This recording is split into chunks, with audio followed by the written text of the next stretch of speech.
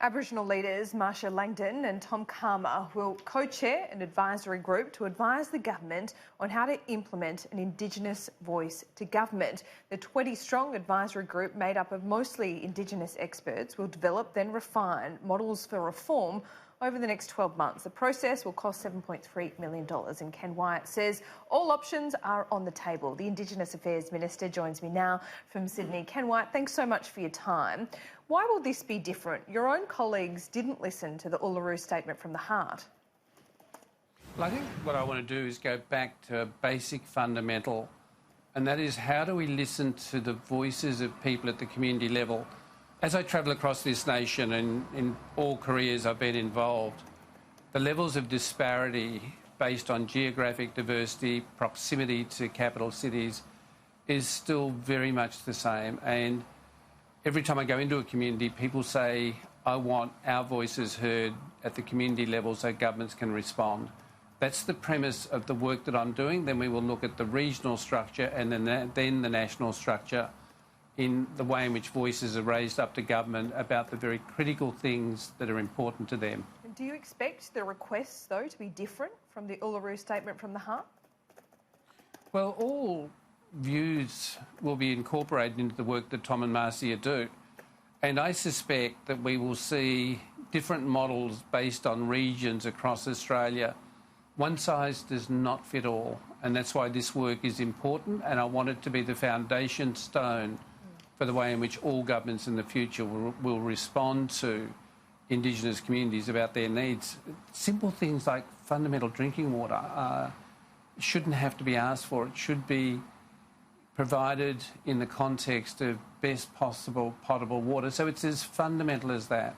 Are you already managing expectations by changing what would be a voice to Parliament to a voice to government? And what would the fundamental differences between those two things be?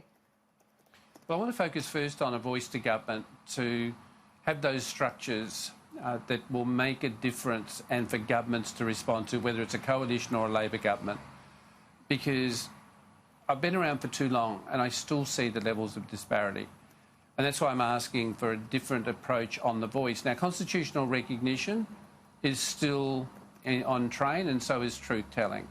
But this piece of work is critical, and both Tom and Marcia have been around and have listened over a period of time.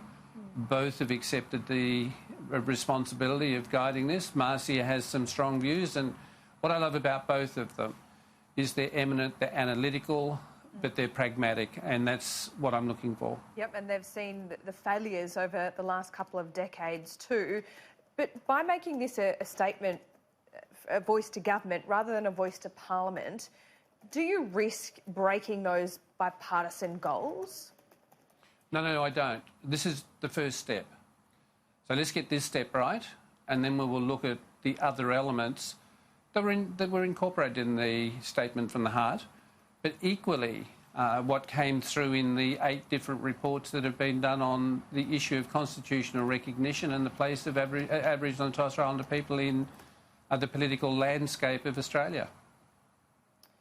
Do you accept that perhaps your biggest hurdle there is convincing your own government colleagues?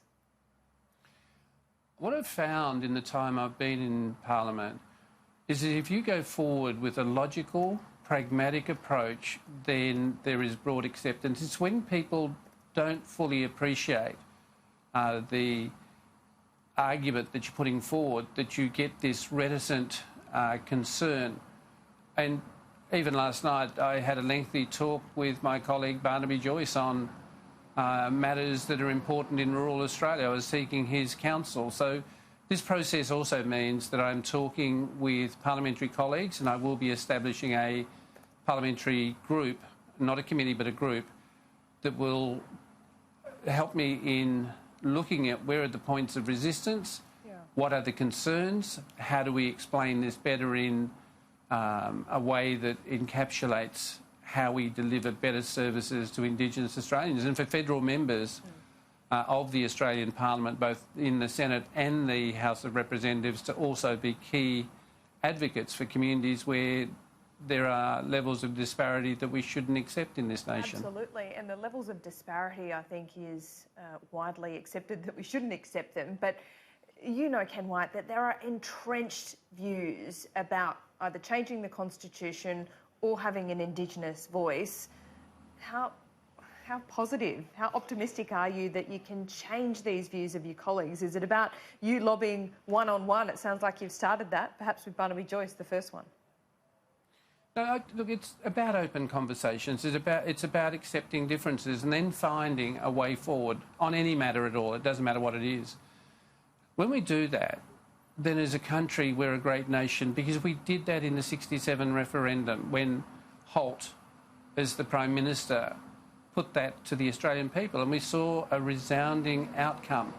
Now, that took Faith Bandler and many others that I knew at the time to lead the work that was required over a period of time to bring people with you. And in all of this, I want to get the foundation right, then build to the next phases that we have to take the steps towards. But in doing that, bring others to a better understanding of what it is. It's not about having a special privileged place for Indigenous Australians. It's about pragmatism and better quality of life for our future generations. Just finally, Ken Wyatt, should the Prime Minister have been at Uluru for the closure of the climb? No, because all of us have ministerial responsibilities, and the Prime Minister has prior engagements.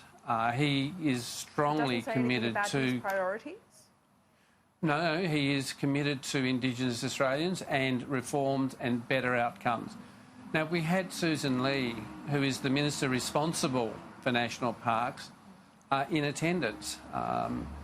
And the Prime Minister will visit communities and will sit down and talk with Indigenous leaders. He does it now.